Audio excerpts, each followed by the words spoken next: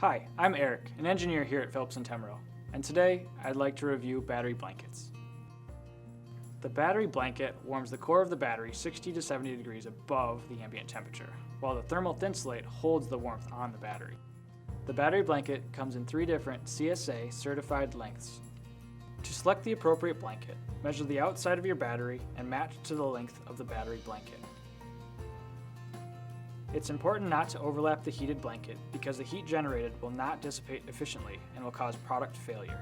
To install, wrap the battery blanket around the battery and secure with the strap provided. Route the power cord through the grill or in a convenient location under the hood. At the end of the day, simply plug in the battery blanket to the appropriate power source. A full list of battery blankets can be found online at phillipsandtemro.com. Thanks for joining us today. Please watch for additional installation videos on how to keep your vehicle up and running in the cold weather season. And don't forget to visit our website at phillipsandtemro.com.